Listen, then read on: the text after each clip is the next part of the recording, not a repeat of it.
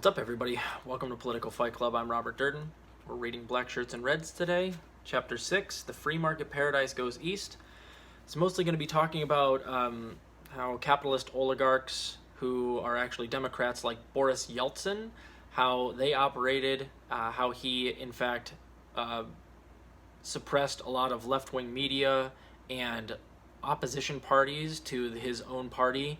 And you're going to see a lot of parallels here, you'll notice, between what the United States does right now and, of course, what is happening in Ukraine as to the suppression of leftist media, communist voices, and, in fact, even Yeltsin took down the Communist Party.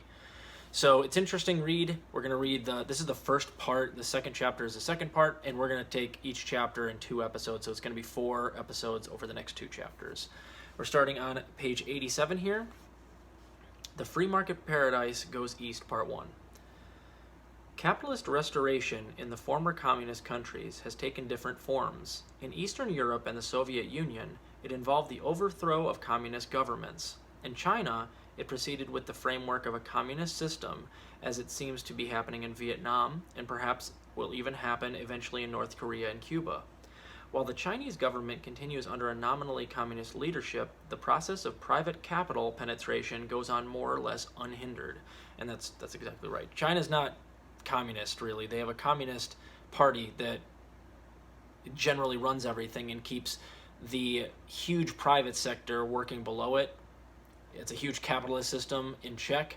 It operates very much, it's just like state capitalist, or a, sort of like a social democracy in a lot of ways, but it is not communist. That's what US media wants you to think. Suppression of the left. The anti-communists who took power in Eastern Europe and the Soviet Union in 89 to 91 set about to impose bourgeois dominance over political and cultural life, purging communists from government, media, universities, professions, and courts. While presenting themselves as democratic reformers, they soon grew impatient with the way democratic forms of popular resistance limited their efforts to install an unrestrained free market capitalism. In Russia, associates of President Boris Yeltsin talked of a quote-unquote dangers of democracy and complained that, quote, most representative bodies have become a hindrance to our market reforms. Apparently the free market, said by reformers to be the very foundation of political democracy, could not be introduced through democratic means. In 1992, the presidents of Poland, Czechoslovakia, and Russia demanded that their parliaments be suspended and they be allowed to rule by presidential decree, with repressive measures against hardliners and holdovers who resisted free market reforms. Their goal was not power to the people, but profits to the privileged.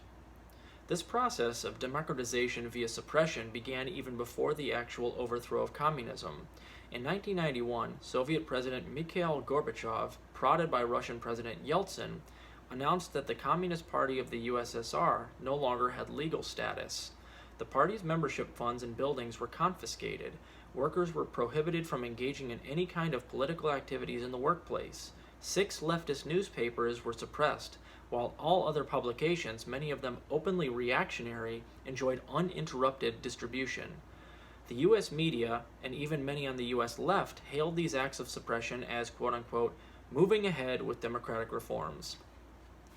You notice any similarities between these fake lefties he's talking about here and the fake lefties we have now, who act like they're for lefty policies, but then they're like war hawks and they're pro-capitalist? I think you can name a handful. We talk about them all on this show all the time. Those are not real leftists, I've always said. Gorbachev then demanded that the Soviet Congress abolish itself. It had remained too resistant to change. Actually, the Congress was not opposed to democratic debate and multi-party elections. These were already in practice. It resisted an unbridled free market capitalism, and for that reason, it would have to go. Gorbachev repeatedly cut off the microphones during debate and threatened single-handedly to abolish the Congress by emergency decree. He forced a vote 3 times until he got the desired abolition. These strong-arm methods were reported in the U.S. press without critical comment. Big surprise. What gave Yeltsin and Gorbachev the excuse to pursue that repressive course was the curious incident of August 1991, when a nervous group of leaders, mouthing vague phrases about the deterioration of life in the Soviet Union, attempted an oddly orchestrated coup against the Gorbachev government, one that flopped before it even got off the ground. Weeks later, the WAPO in '91 noted happily that the defeat of the coup was a triumph for the Soviet moneyed class. Among the coup's militant opponents were private entrepreneurs and thousands of members of the Russian stock exchange who routinely made 20 times the average wage of ordinary Soviets. They headed into, quote-unquote, the streets of Moscow to defend their right to wheel and deal. The coup collapsed, democracy triumphed, private businessmen contributed more than 15 million rubles to buy food and equipment for the defenders.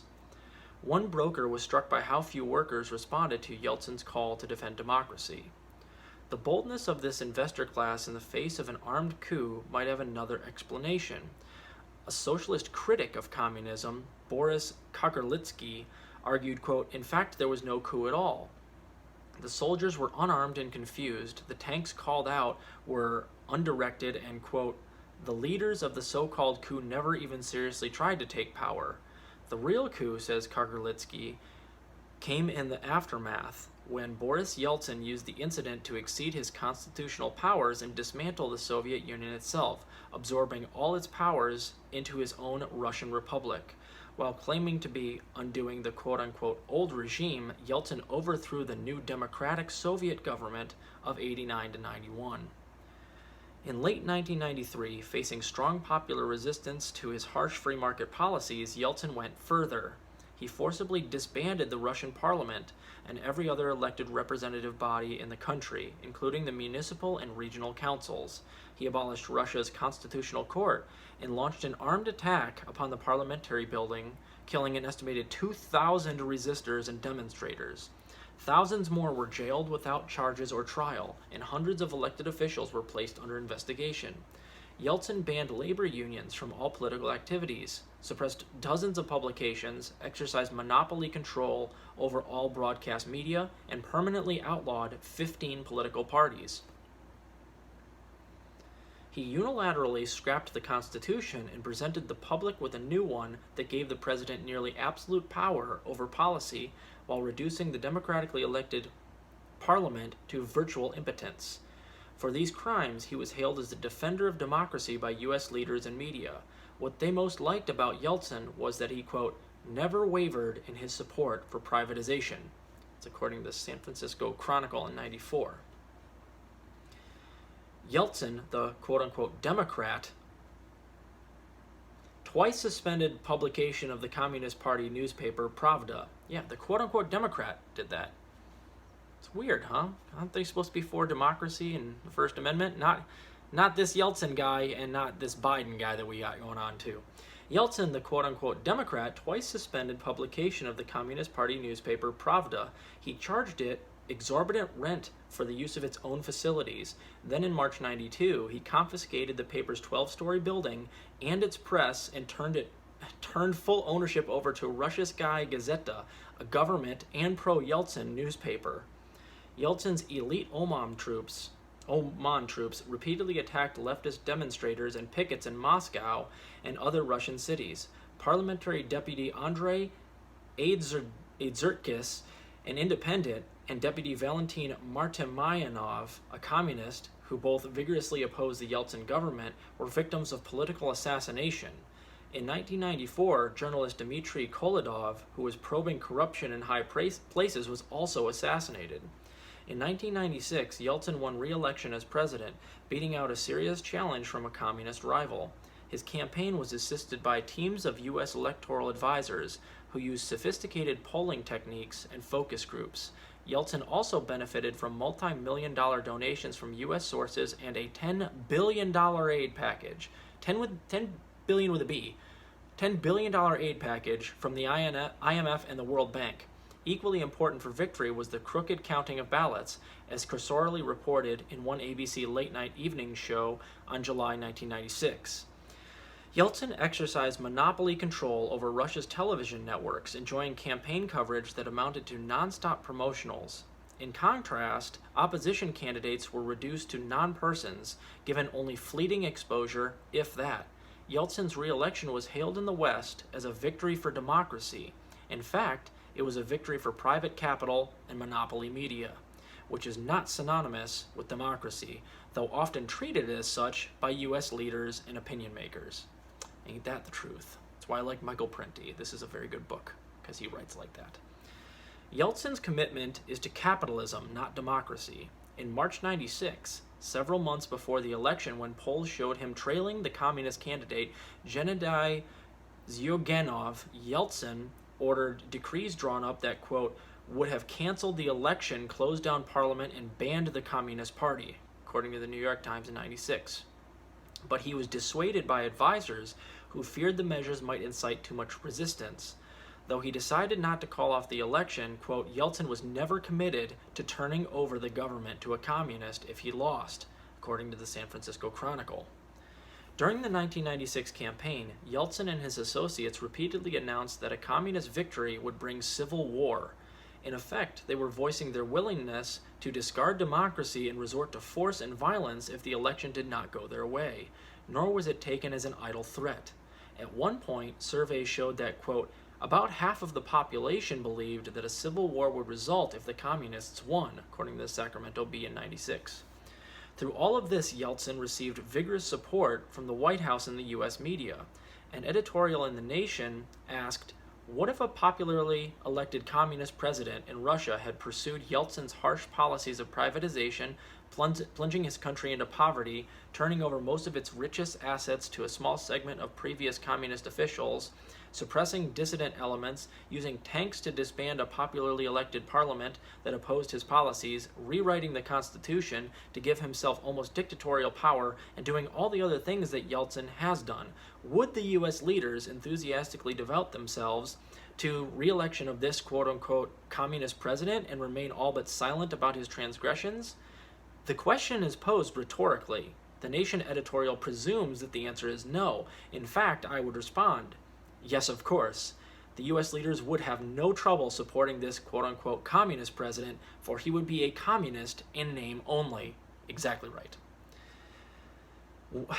In actual deed, he would be a devoted agent of capitalist restoration. One need only look at how successive administrations in Washington have cultivated friendly relations with the present communist leaders in China, overlooking and even explaining away their transgressions. As China's leaders open their country to private investment and growing economic inequality, they offer up a dispossessed labor force ready to work double-digit hours for subsistence pay, at enormous profit for multinationals.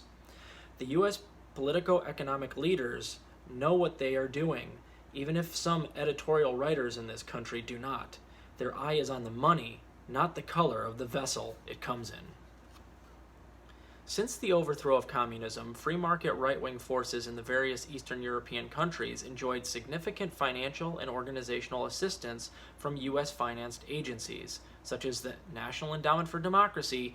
God, they got fingers in everything.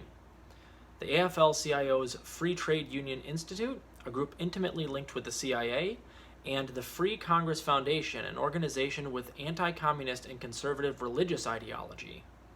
Communists and other Marxists endured political repression throughout Eastern Europe.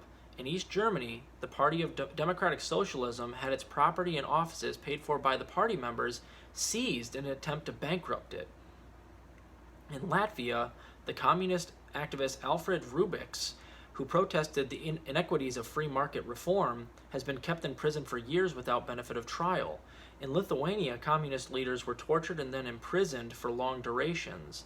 Georgia's anti-communist president Zviad Gamsakurdia incarcerated opponents from some 70 political groups without granting them trial. Estonia held quote-unquote free elections in which 42% of the population was prohibited from voting because of their Russian, Ukrainian, or Belarusian antecedents. Russians and other minorities were excluded from many jobs and faced discrimination in housing and schools. Latvia was also disenfranchised Russians and other non-Latvian nationals, many of whom had lived in the country for almost half a century. So much for the flowering of democracy.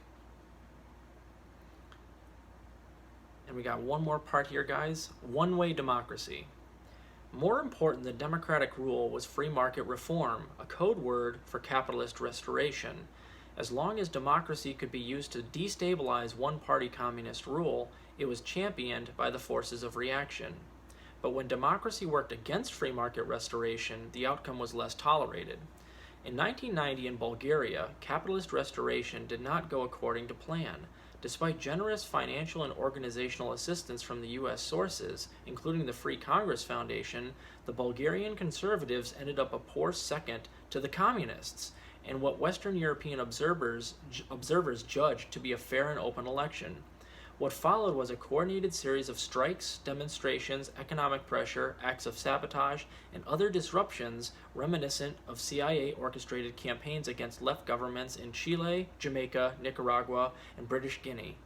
Within 5 months, the free market oppositionists forced the democratically elected communist government to resign. Bulgarian communists, quote, complained that the U.S. had violated democratic principles in working against freely elected officials. The same pattern emerged in Albania, where the democratically elected communist government won an overwhelming victory at the polls, only to face demonstrations, a general strike, economic pressure from abroad, and campaigns of disruption financed by the National Endowment for Democracy and other U.S. sources. After 2 months, the communist government collapsed. Once the right took power, a new law was passed denying Albanian communists and other opponents of capitalist restoration the right to vote, or otherwise participate in political activities. As a reward for having extended democratic rights to all citizens, the Albanian communists and all former state employees and judges were stripped of their civil rights. In the 1996 Albanian elections, the socialists and other opposition parties who had been predicted to do well withdrew from the elections hours before the polls closed in protests of the quote-unquote blatantly rigged vote. Election monitors from the EU and the United States said they witnessed numerous instances of police intimidation and the stuffing of ballot boxes. The Socialist Party had its final campaign rally banned and a number of prominent leaders barred from running for office because of their past communist affiliations. When the socialists and their allies tried to hold protest rallies, they were attacked by Albanian security forces who beat and severely injured dozens of demonstrators. Openly anti-Semitic groups, crypto-fascist parties, and hate campaigns surfaced in Russia, Poland, Hungary, Ukraine, Belarus, Czechoslovakia, and Romania. Museums that commemorated the heroic anti-fascist resistance were closed down, and monuments to the struggle against Nazism were dismantled. In countries like Lithuania, former Nazi war criminals were exonerated. Some were even compensated for the years they had spent in jail. Jewish cemeteries were desecrated, and xenophobic attacks against foreigners of darker hue increased. With the communists no longer around, Jews and foreigners were blamed for low crop prices, inflation, crime, and other social ills. On June 11, 1995, Lech Walesa's personal pastor, Father Henryk Jankowski, declared during a mass in Warsaw that the quote-unquote Star of David is implicated in the swastika as well as the hammer and the sickle, and that the, quote, diabolic aggressiveness of the Jews was responsible for the emergence of communism and for World War II. The priest added that Poles should not tolerate governments made up of people who are tied to Jewish money. Walesa, who was president during the sermon, declared that his friend Jankowski was not an anti-Semite, but simply misinterpreted. Rather than retracting his comments, Jankowski spewed forth the same bile in a subsequent television interview. At about that time, placards that read, "Jews to the gas," and "Down with the Jewish Communist Conspiracy" were visible at the Polish Solidarity demonstration of 10,000 in Warsaw, earning not a censorious word from church or state authorities. The economic policies of the fascist Pinochet regime in Chile were openly admired by the newly installed capitalist government in Hungary. In 1991, leading political figures and economists from the soon-to-be-abolished USSR attended a seminar on Chilean economics in Santiago and enjoyed a cordial meeting with mass murderer General Pinochet. The Chilean dictator was also accorded a friendly interview with Literacznaya Gazeta, a major Russian publication. Yeltsin's former security chief, Alexander Lebed, is a Pinochet admirer. Instead of being transformed into capitalist states, some communist nations were entirely obliterated as political entities. Besides the obvious example of the Soviet Union, there is the German Democratic Republic, or East Germany, which was absorbed into the Federal Republic of Germany. South Yemen was militarily attacked and crushed by the North Yemen. Ethiopia was occupied by Tigray and Eritrean forces that imprisoned large numbers of Ethiopians without trial, expropriated Ethiopian property, suppressed Ethiopian education, business, and news media, and imposed a quote-unquote systematic enforcement of tribalism in political organization and education. A systematic enforcement of tribalist political organization might well describe Yugoslavia's fate, a nation that was fragmented by force of arms into a number of small conservative republics under the suzerainty of the Western powers. With that dismemberment came a series of wars, repressions, and atrocities committed by all contending sides. One of Yugoslavia's first breakaway republics was Croatia, which in 1990 was taken over by a rightist coterie, including some former Nazi collaborators backed by the armed might of the proto-fascist National Guard Corps under the constitution that relegated Serbs, Jews, Gypsies, and Muslims to second-class status. Serbs were driven from the civil service and police, evicted from their homes, had their businesses taken from them, and were subjected to special property taxes. Serbian newspapers in Croatia were suppressed. Many Serbs were forced from their land that they had inhabited for 3 centuries. Still, Croatia was hailed by its Western backers as a newborn democracy. In 1996, Belarus President Alexander Lukashenko, a self-professed admirer of Adolf Hitler's organizational skills, shut down an independent newspaper and radio stations and decreed the opposition parliament defunct. Lukashenko was awarded absolute power in a referendum that claimed an inflated turnout with no one knowing how many ballots were printed or how they were counted. Some opposition leaders fled for their lives. Quote, "Once a rich Soviet republic that produced tractors and TVs, Belarus is now a basket case, with a third of the population living in quote-unquote deep poverty." So that's where we're going to cut it off right there. We'll start with Must We Adore Václav Havel for the second part of this chapter. Next, we're on page 97. Keep fighting that good fight out there, guys. I hope you're enjoying the book. I am.